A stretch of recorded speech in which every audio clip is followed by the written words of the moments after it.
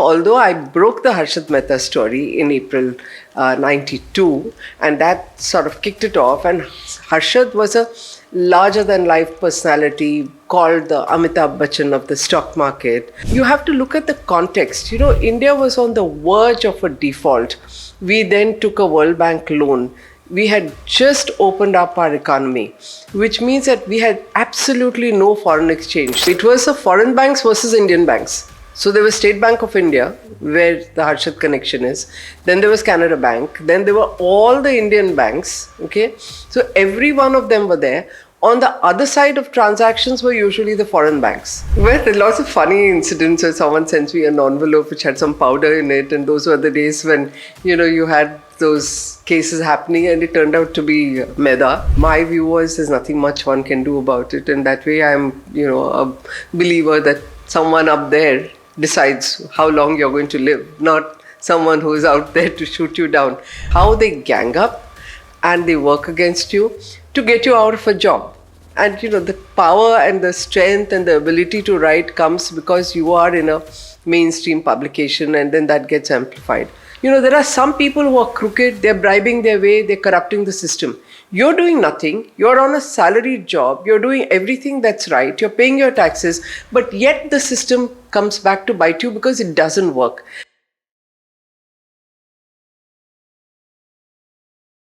We are here with yet another very, very interesting guest, this time a financial journalist from the city of Mumbai. And she is on our Twitter timelines on a regular basis. And she's Suchet Dalal, a very famous name. And she has been doing a lot of interesting things over the last 2, 3, 4 decades. So we are here to chat with her. So thank you, Ms. Dalal, for joining us. Welcome. Happy to be here. Thank you very much. So let's go back to the start of your career. And the start must have been pretty interesting. Then you came up with something which was called the book The Scam. And it's not that you who came up with it, but Harshad Mehta came up with The Scam, because of which you wrote the book. So can you tell us something about that, especially when recently somebody made a serial out of this book, or was it Harshad Mehta's story, and they left out a lot of parts that you'd written about of the whole financial environment at that time in Mumbai and India. So can you just tell us something about that story? Okay, so that seems to be like the defining thing in my life, the Harshad Mehta scam, which was 10 years into my journalistic career. And yeah, it's quite interesting to see the whole thing being revived 30 years later because of a television series. The television series, as it happens, is based on our book, The Scam, whose original title was The Scam, Who Won, Who Lost, Who Got Away. So it was not about Harshad Mehta, although I broke the Harshad Mehta story in April 92, and that sort of kicked it off. And Harshad was a larger than life personality called the Amitabh Bachchan of the stock market. And so obviously he made more news. But the book was not at all about him. In fact, he himself at that time admitted that the book was extremely fair, and you have to look at the context. India was on the verge of a default. We then took a World Bank loan. We had just opened up our economy, which means that we had absolutely no foreign exchange. So, today we are worried about foreign portfolio investment going out. That time we were down to zero. We had begun to default in 91, right? So when we began to sort of unravel the scam, we saw the involvement of ANZ Greenlays, Citibank, Standard Chartered, almost every bank. The one which is least talked about is Hong Kong. So I'm not even talking about the Indian banks. We wrote about everyone, especially Citibank, which those days had the temerity to say that RBI directives are just that. They're like a guidance. They're not the law of the land. They had the temerity to say that in public, and it's quoted in the book. So the scam was not about Harshad Mehta. The TV series is about Harshad Mehta, which is about 15% of the book. And it's very unfortunate that, the whole thing is being looked at as though it was just a Harshad Mehta scam, rather than everybody, every public sector bank, the great unit trust of India and its secondary market shares, LIC, then the large public sector undertakings, which, for a commission were sending their money to brokers who were then investing it in the securities market, not even the stock market. So the bigger scam was around where, the story that I broke was about the disappearance of securities from the RBI, right? SGLs. It was not stocks. So it was all there. It was very complex. We ourselves didn't know a lot because remember, it was not like it is today where everything is online. It was a shadowy world. And we were learning even as we were writing and exposing it. And I think to a great extent, the RBI itself didn't know what is happening with their old funny, ledgers and their systems, all of which had to be overhauled over time. So you mentioned only international banks, foreign banks, and one you mentioned was UTI, which is Indian. So was the scam more, the SGL scam, was it more in the foreign banks? No, it was the foreign banks versus Indian banks. So there was State Bank of India, where the Harshad connection is. Then there was Canara Bank. Then there were all the Indian banks. Okay, so every one of them were there. On the other side of transactions were usually the foreign banks. Okay, so it was more between the foreign banks, and the reason why I'm mentioning foreign banks so much is that the action I thought was disproportionate because the foreign banks had the clout. We could not antagonize them beyond a point. So, while we had investigators coming in from other countries, we used to have reports about CIA is coming in, FBI is coming in, MI5 is, and they all were there. But they were not there to do anything about their own banks. They were there to protect them. And the country did not have the guts to do anything much about them. There were small penalties, the CEOs then were transferred. But India could not do things beyond a point because we had no foreign exchange.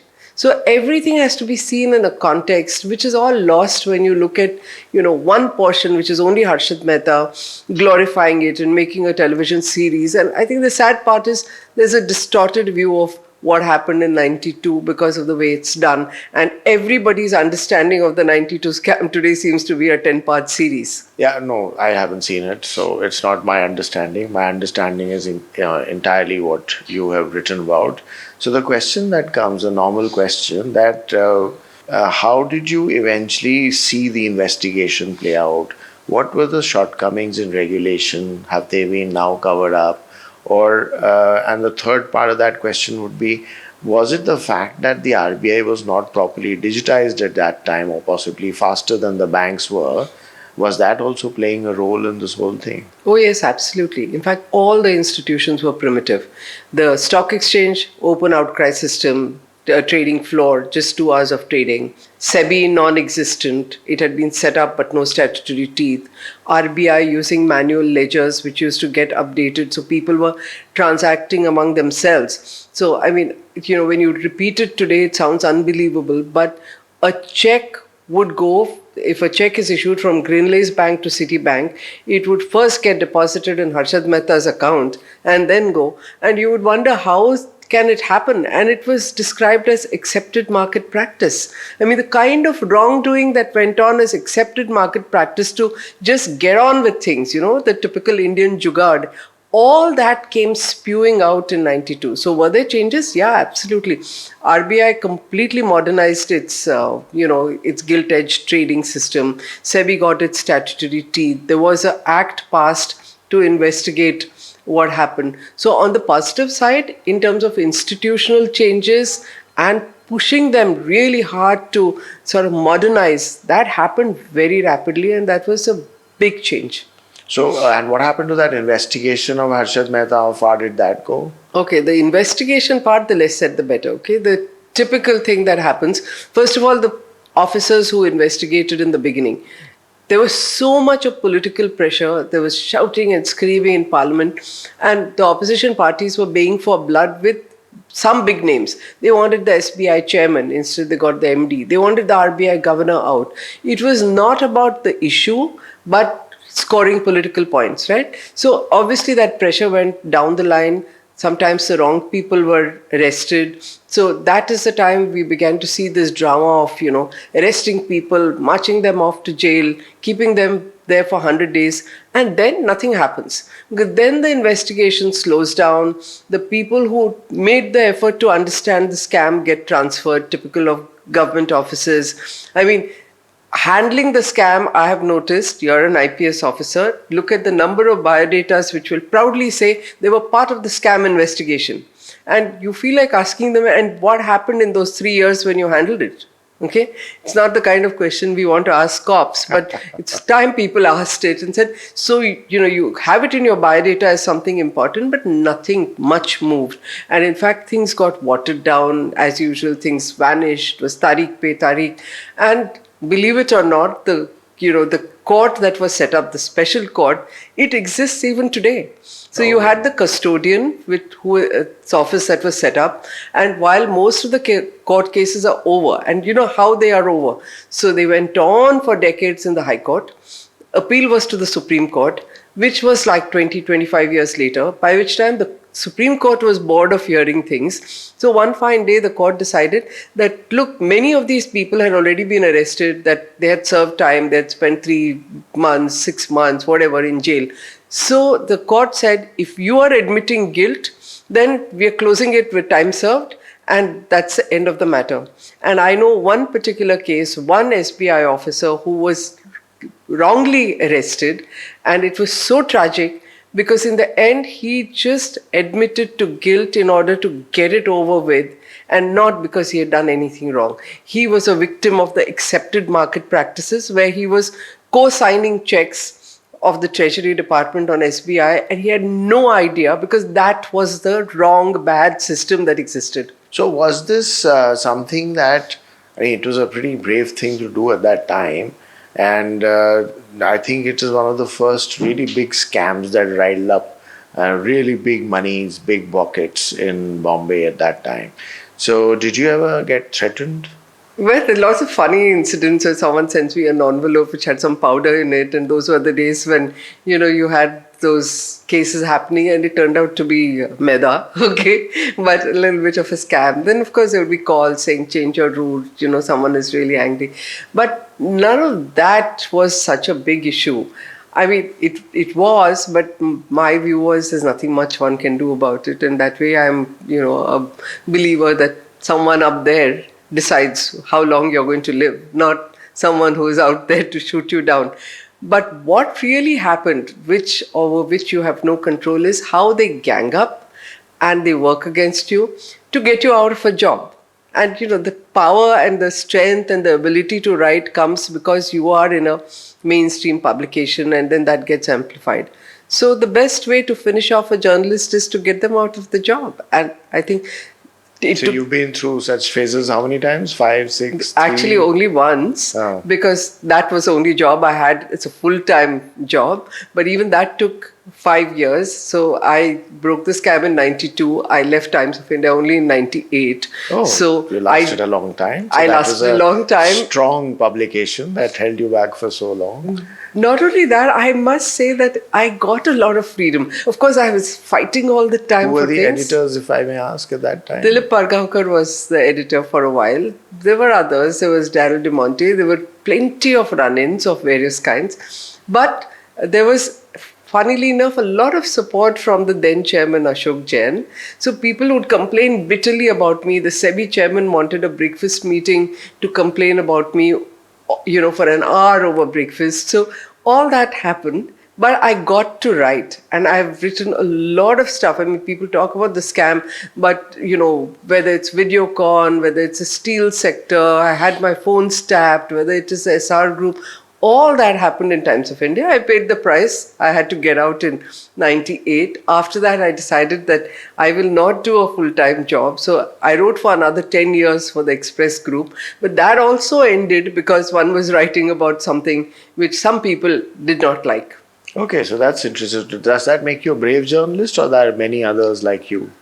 I think that makes me a stupid journalist, right? Because if you're smart, you know which side your bread is buttered and you make the compromises. So I don't know whether it was brave. A lot of people thought, oh, what a loser. But then, suddenly a Padma Shri happens in 2006, and then they're not sure whether you're a loser or not. But I think you are a loser in terms of benefits and perks that people get in their career. But One had to do with as that. from our services experience, we realize that if you do good things, which are meant to be done the good way, the constitutional way, and you earn a name for yourself, you may suffer on some personal counts along the way. But at the end of the day, if you look at it from 92 to now, 25 years, 35 years now, so Nearly 40. so you have an outstanding reputation. You're called one of the most honest journalists in Mumbai today. In fact, how the hell am I relevant even today that people even want to abuse me? It's always a surprise. No, I mean, one has heard that everybody is extremely wary of you and very scared of you, and they open their mouth only when they're very well prepared for it.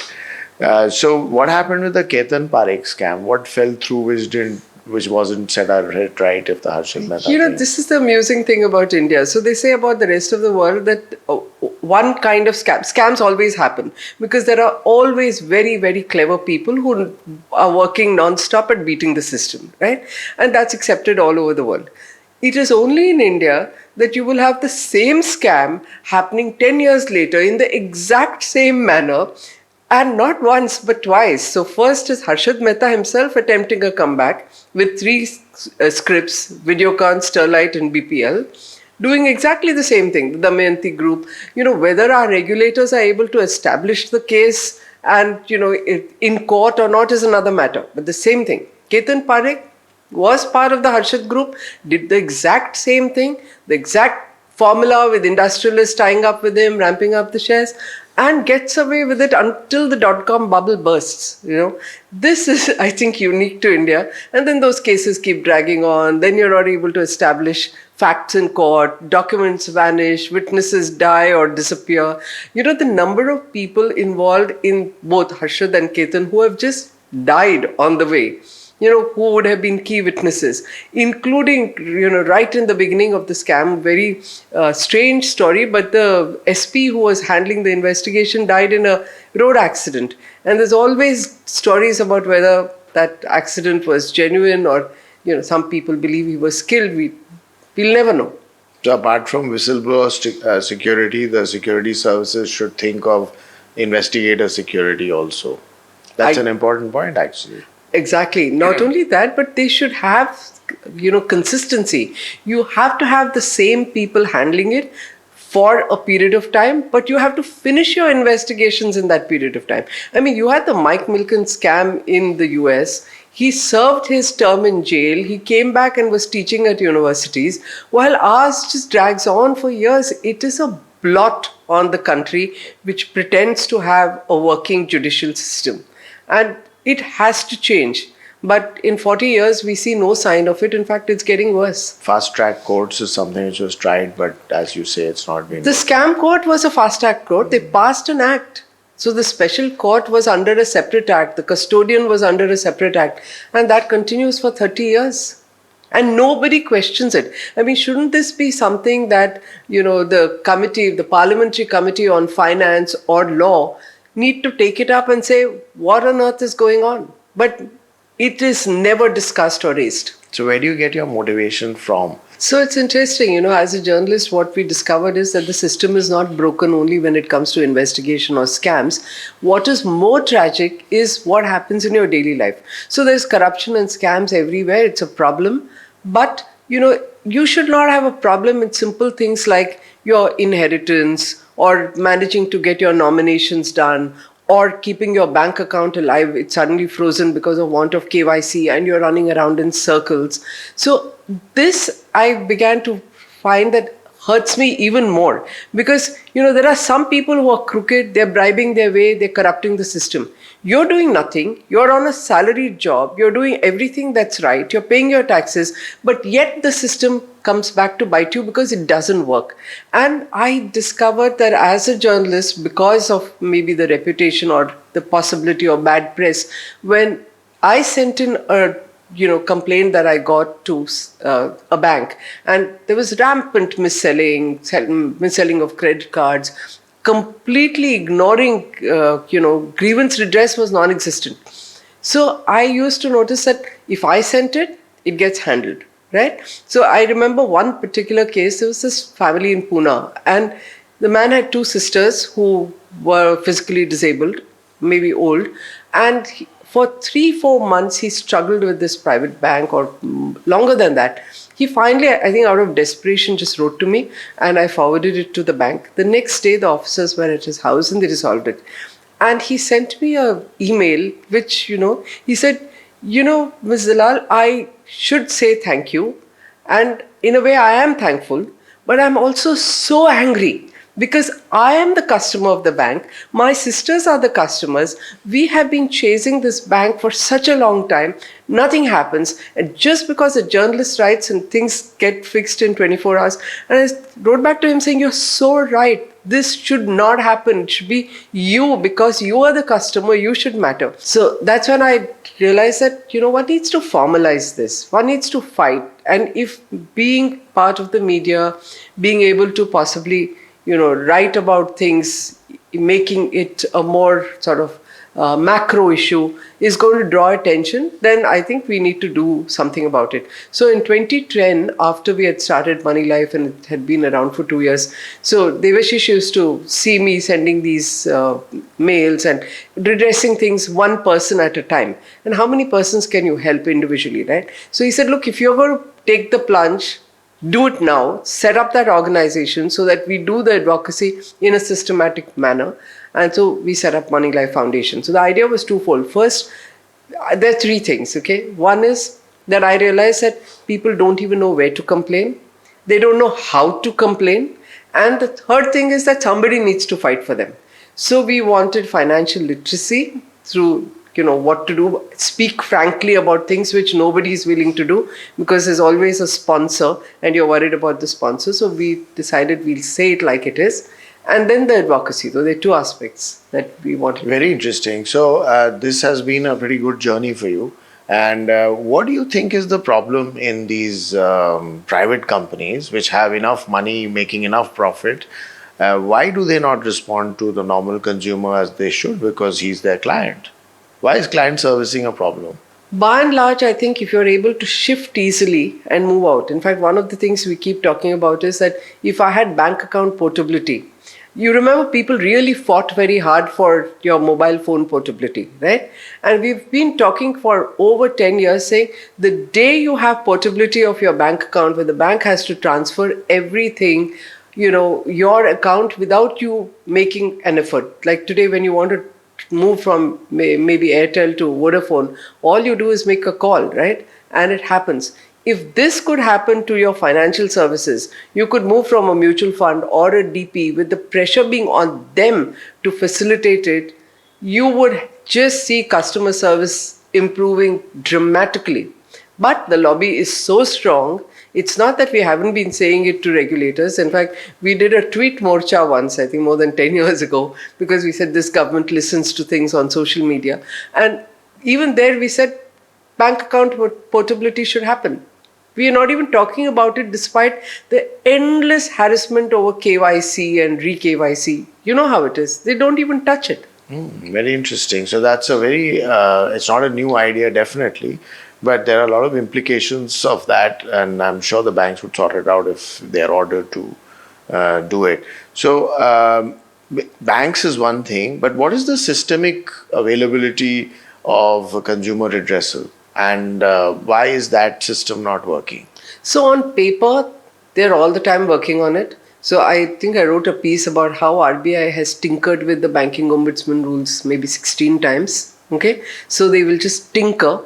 And even today, when they have their new set of rules, 2 days ago, they put out a draft circular and they have finalized rules. So it's always moving those few inches forward without addressing the key thing. One is that you need to make banks accountable by penalizing them and giving you compensation. Why does the system work in the US? Because you never know, you're in court. First of all, you get a judgment fast. It won't take more than a year or two max.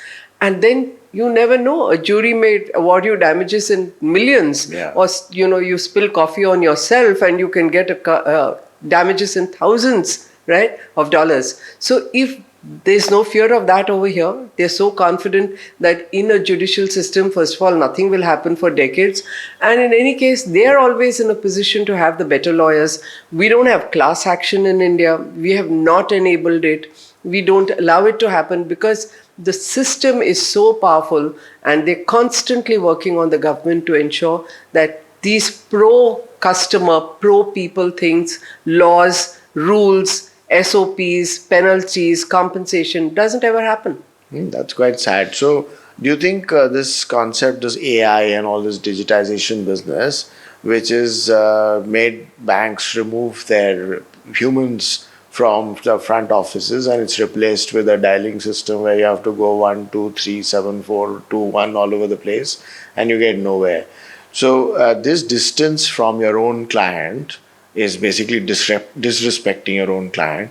But do you think this is one of the problems that should also be resolved? So there are two things, there's a plus and a minus. The fact that you have social media and the fact that today you have a voice as an individual, and if somebody amplifies it, someone with more followers amplifies it, then there is reputational damage. Not everybody is concerned about reputational damage, but some of the banks, bigger banks are. So they would then possibly reach out. So some things get redressed because of social media.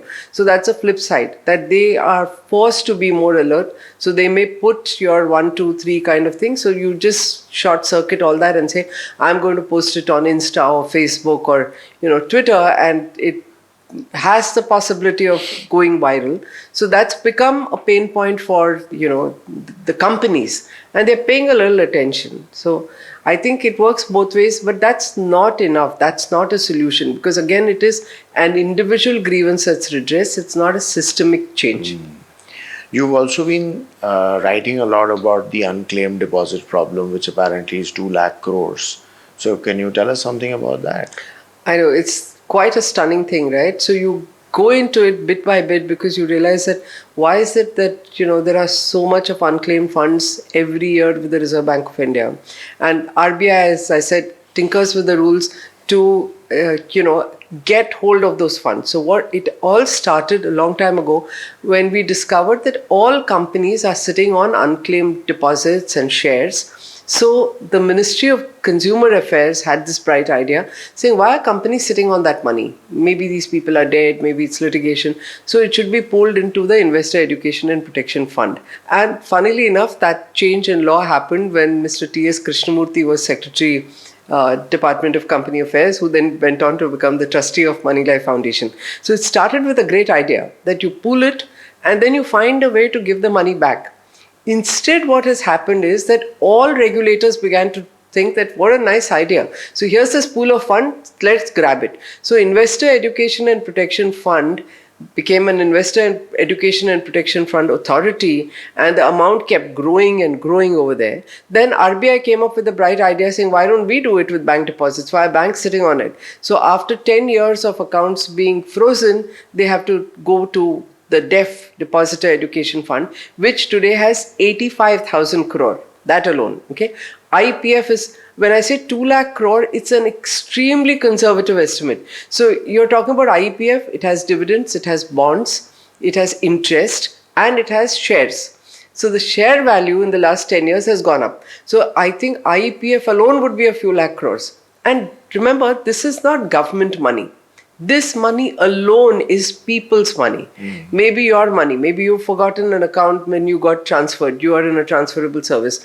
My father got transferred every few years. And those days it was not even possible to go back to your last job and say, wo bank account mein 500 rupees pada hai, I want to close it and getting out. So many, even government servants and people in the defense services probably have accounts all over the place. Then the people who die, who haven't written a will, and their children don't know what their accounts were because it was all paper.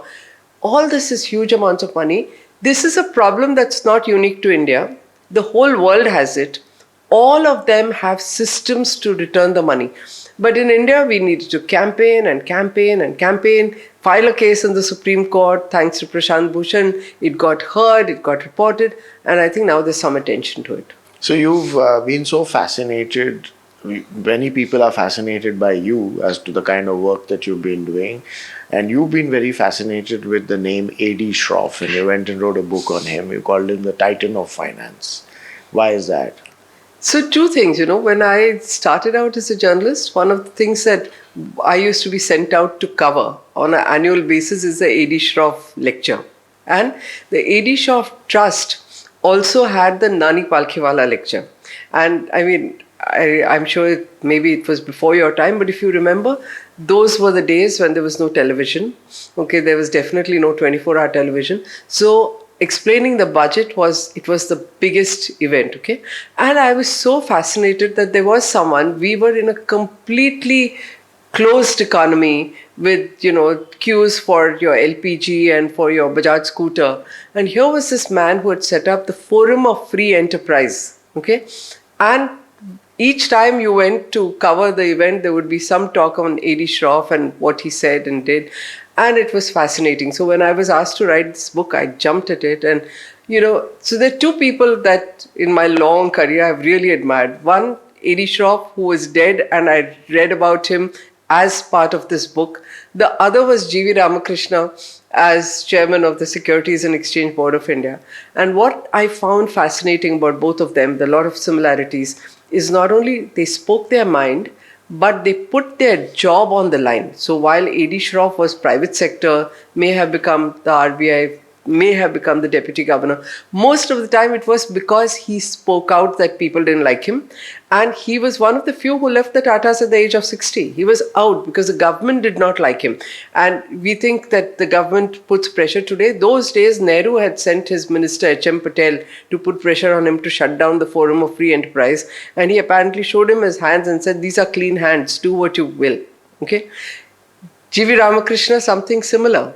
I mean, he was finally thrown out of SEBI, but he is the one who, put in place the nuts and bolts of SEBI, which is why you have a regulatory system, which is why you have a transformed stock market. You would never have had it. You would probably still have brokers doing open outcry in a trading system instead of NSE making the largest ever IPO. NSE IPO. And you wrote a book on that also, Absolute Power. And that's where you showed how NSE set up itself, did a great job, and then it got into something which became very troublesome. So can you tell us about that? It's another part of the India story, right? We come up with a good idea.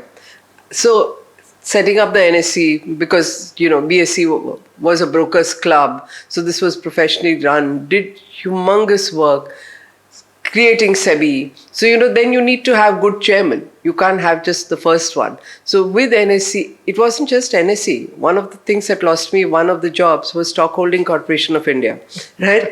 And that also was this new thing about promoting private institutions with funding from other institutions, some of them being government, so LIC, UTI, IDBI, which then was government, and some private, so ICICI Bank and others. So all these, thanks to the NSE, which was functioning so beautifully and which did transformational work, was seen as the model by Dr. Manmohan Singh. Okay, it was the model to emulate. So far, so good. So the first 5 years, I was a fangirl of the NSE, okay, as I was a fangirl of SEBI. And I mean, people find it hard to believe that I write positively about anyone, but the proof is there in the writing and available in the public domain. Then you allow the same people to remain.